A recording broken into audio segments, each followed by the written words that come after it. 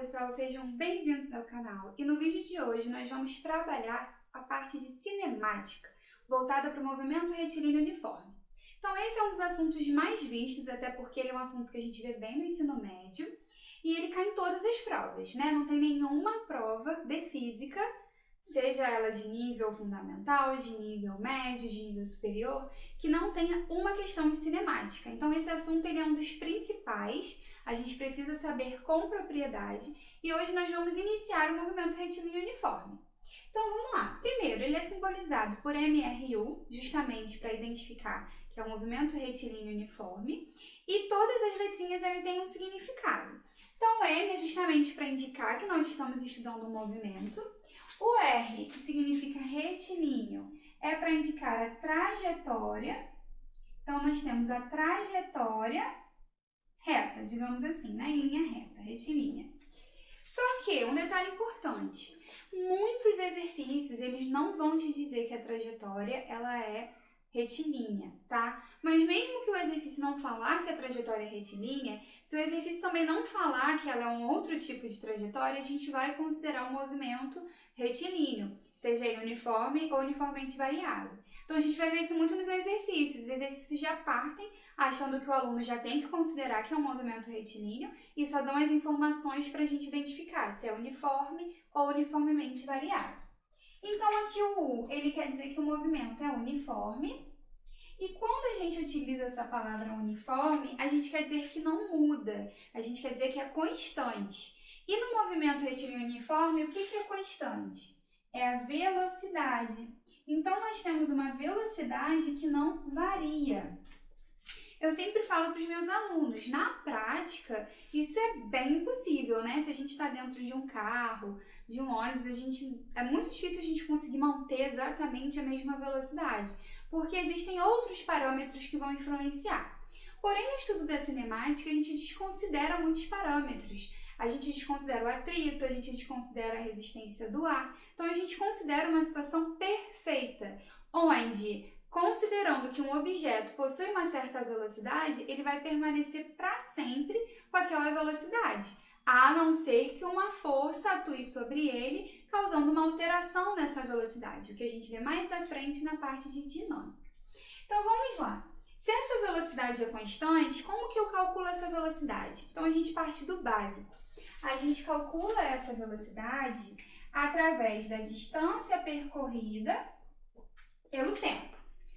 Qual que é a diferença entre distância e deslocamento, né? Porque muitos livros trazem V igual a ΔS sobre ΔT. A diferença é que a distância a gente leva em consideração realmente tudo que foi percorrido. Enquanto ΔS a gente só leva em consideração início e fim.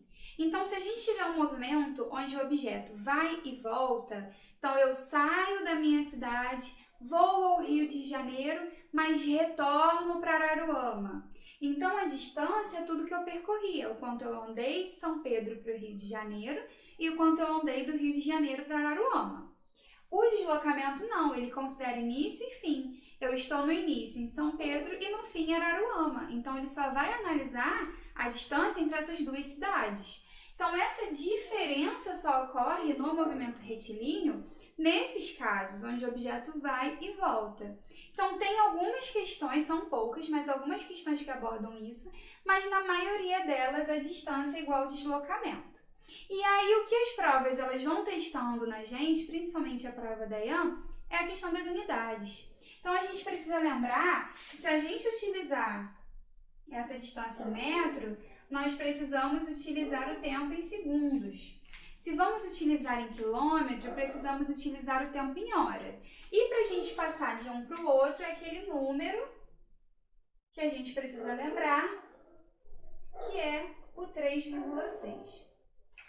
Então, para a gente passar de metros por segundo para quilômetros por hora, a gente multiplica e, ao contrário, a gente divide. Então, o movimento uniforme só tem essa equação? Não, mas vou falar, a maior parte dos exercícios de provas anteriores é resolvida com essa equação. Além dessa, nós temos a equação horária. E essa equação horária, ela vai indicar para a gente como que esse objeto está se movendo.